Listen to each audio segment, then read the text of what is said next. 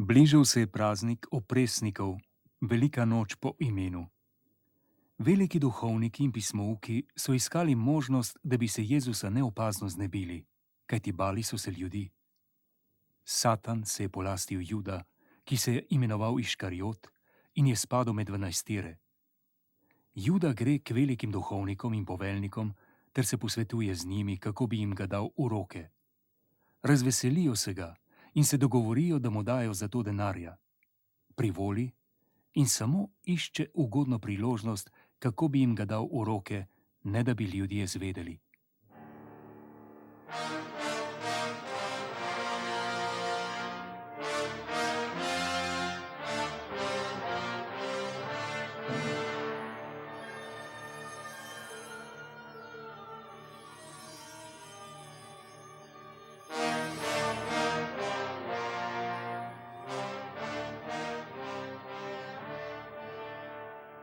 Približal se je dan opresnikov, ko je bilo treba zaklati velikonočno jagnje.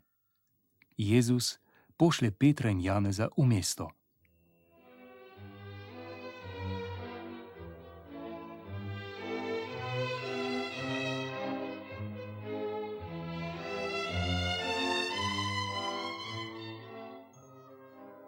Pojdite in pripravite za nas velikonočno večerjo.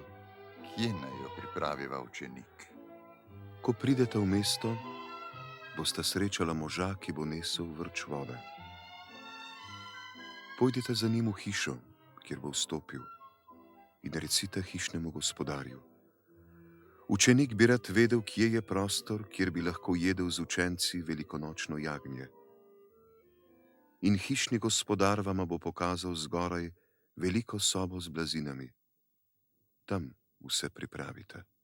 Učenca sta šla in našla vse tako, kakor je rekel Jezus, in pripravila za velikonočno večerjo. Ko pride ura, sede Jezus z apostoli k mizi.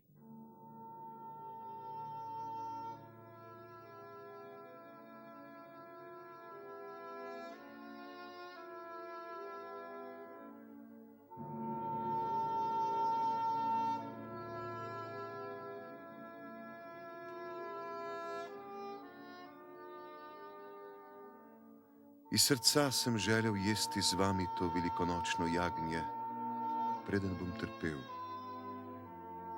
Kaj ti povem vam? Od zdaj ga ne bom več jedel, dokler se ne dopolni v nebeškem kraljestvu.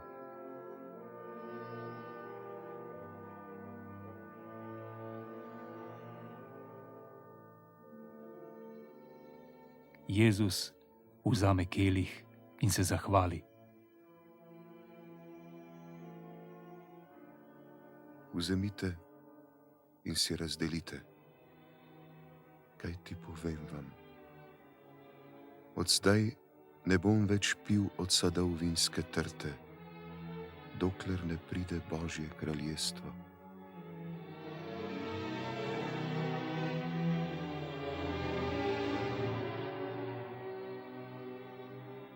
Jezus vzame kruh, ga blagoslovi, razlomi in jim ga ponudi.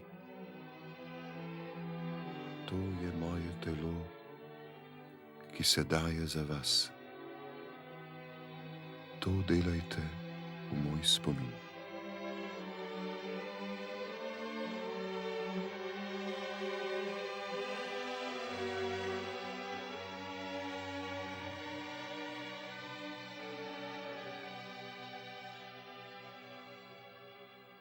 Po večerji vzame kelih.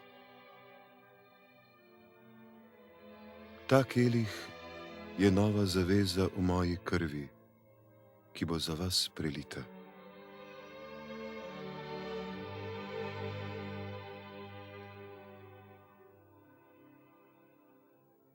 Ali glejte, tisti, ki me bo izdal, sedi z menoj pri mizi. Sin človekov sicer mora po poti, ki mu je določena. Gorje pa človeku, ki ga bo izdal. Kdo neki med nami bi to storil? Gospod, Pripravljen sem, da grem s teboj v ječo ali smrt. Povem ti, Peter, še preden danes petelin zapoje, me boš 3-krat izdal, ker boš tajil, da me poznaš.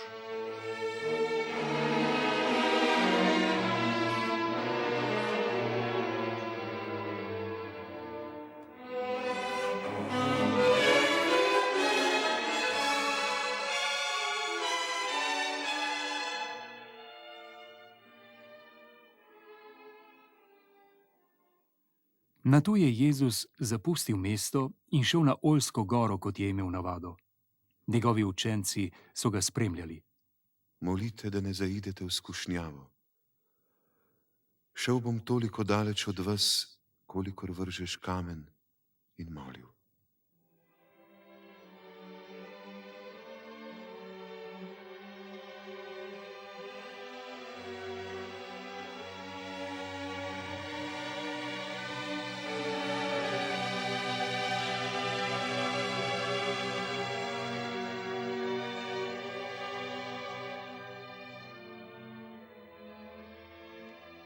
Oče, če hočeš mi odvzemi ta kelih, vendar naj se zgodi po tvoji volji, ne po moji.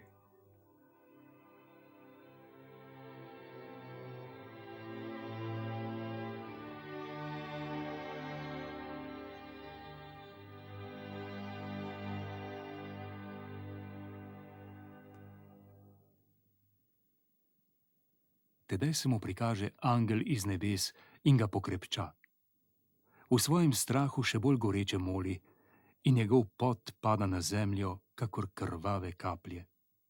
Ko odmoli, vstane, gre k učencem in vidi, da spijo, kajti od skrbi so onemogli. Le kako morate spati? Vstanite in molite, da ne zaidete v skušnjavo.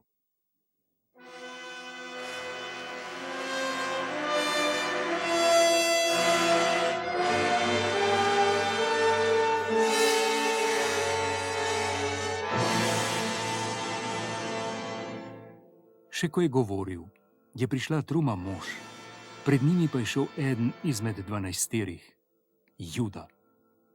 Približa se Jezusu, da bi ga poljubil. Juda,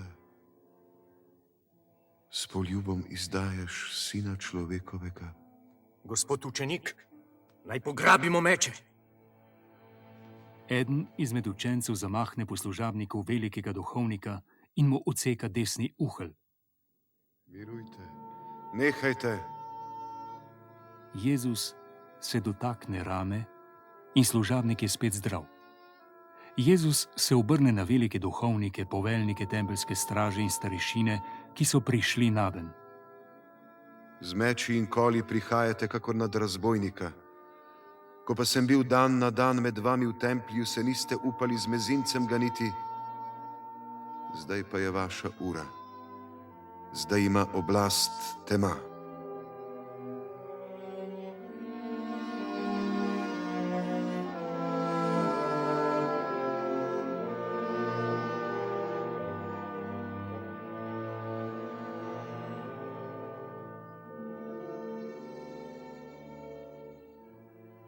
Jezusa so zvezali in šli z njim v hišo velikega duhovnika. Peter je oprezoval daleč zadaj. Sredi dvorišča zakurijo in sedejo okrog ognja. Peter se jim pridruži. Zagleda ga dekla, da sedi ob ognju, in ga natančno opazuje. Ja, tudi ta hodi z njimi. Žena, še poznam ga, ne? Ja, tudi ti hodiš z njimi. Sam Bog ve, da ne. Glavo stavim, da si bil z njimi. Pozna se ti, da si Galilejec. Prijatelj, pri najboljši volji ne razumem, kaj govoriš.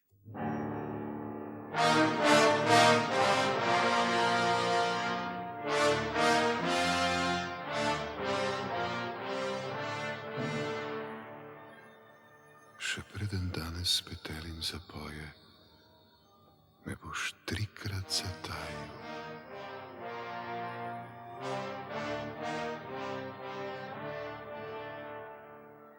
Peter je šel ven in začel na ves glas jokati.